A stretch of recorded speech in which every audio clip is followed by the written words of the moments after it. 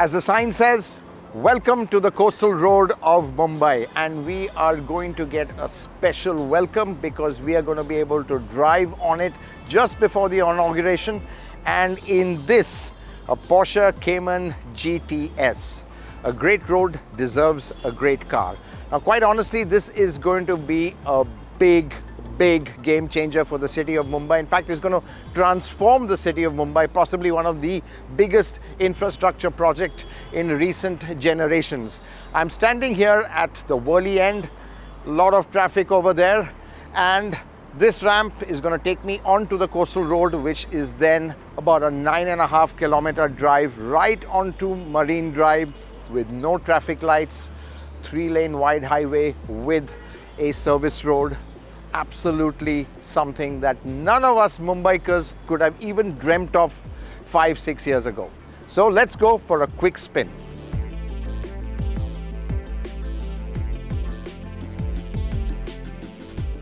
Okay, so we are taking the ramp up from Worli Seaface now. This is when you're going north, but you want to go back south towards Nariman Point. So it curves pretty sharply left here. And what's amazing is just the length and the scale of the ramps itself. It's unbelievable. Wow, and look at that. You think you're on a 4-lane expressway right in the middle of the city, right in South Mumbai. And honestly, the views you start getting are really different. You've got Worli Seaface here just whizzing by. You can't see it yet, but there's a lovely promenade coming up to my right. And yeah, this is 3 wide lanes with a hard shoulder. As I said, it's just the whole scale of this project, which, you know, after the kind of roads we have been suffering from in Mumbai, this is absolutely paradise. And when you take this left-hander on this elevated section towards the Haji Ali Junction, the skyline of Mumbai just hits you. You've got NSEI on one side, you've got Parel skyscrapers on the other side, and this massive junction, these multiple ramps. Basically what it allows you to get on and off the coastal road seamlessly, whether you're coming from north and south or whether you're going north to south. There's a nice fast sweeping right-hander. Honestly, very tempting to go for it in the Cayman, but I'm being good, sticking to the speed limit. Speaking of speed limits, we've seen a board for 100. That's what it seems to be on these main straights, and it goes down to as low as 60 in the tunnel.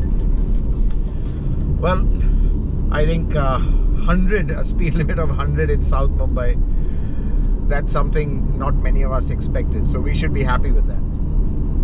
And it's where you have the entries and exits that the coastal road really becomes nice and wide. And honestly, it's like driving on an expressway or freeway anywhere abroad. So now we are passing Warden Road or Bullabhai Desai Road, and you get to see a lot of the landmarks from on your left, which is quite unusual. You've got the Breach Candy Club, you've got the JK House, the tall skyscraper, and you've got Tata Gardens, you've got the old American consulate. So really, I think for all of us who have been born and brought up in Mumbai, seeing these buildings which we've been so used to or grown up with, seeing it from this angle, it's quite fascinating. And now what we are approaching is the highlight of the coastal road, which is the undersea tunnel. It's about 2 kilometers long. We had done a story on it earlier. You might have seen the video. Well, if you haven't, don't forget to then subscribe to our channel so you can be notified, and do check out that video as well.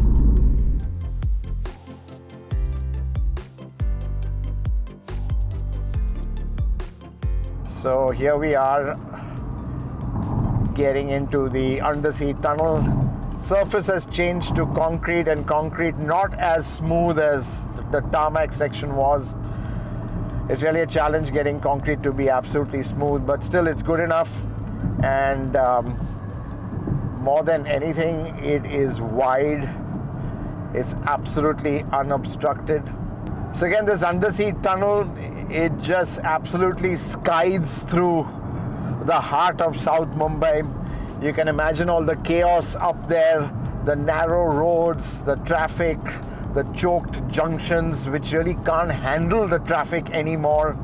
And that's why this road is such a relief that I think it's like manna from heaven. The tunnel is superbly lit, well signposted and well ventilated too.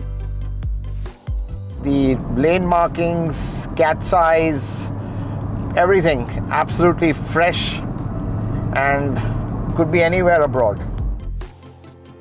And I've set the cruise control on my Cayman, and first time I've set cruise control is on the coastal road.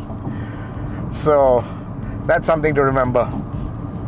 And of course, can't resist in this tunnel to hear the flat 6 roar. Woo! And here we are exiting the tunnel straight onto Marine Drive. And as you can see, we are coming into daylight, but it's not yet completely open. You've got this structure over here. A reason for that is to keep the rain out. You don't want the rain coming in on the slope, because that can really cause a lot of flooding. And yes, so finally we are out onto Marine Drive, and the time, amazing, just 8 minutes to do 9.6 kilometers. In peak traffic, that could even be half an hour from Worli to Marine Drive, maybe more. So just about 8 minutes from the start to the finish of what is really completed of the coastal road, and here we are at the Marine Drive end. We've emerged from the tunnel and the coastal road ends right here, smack in the middle of Marine Drive. Back in the real world, I would say, you can hear the traffic, the noise, the horns, because just a few minutes ago or a few seconds ago, we were in a different dimension in that undersea tunnel. But really, this coastal road has been completely transformational. Of course, future generations won't know what Mumbai was without it, but for us today, it is an absolute wonder.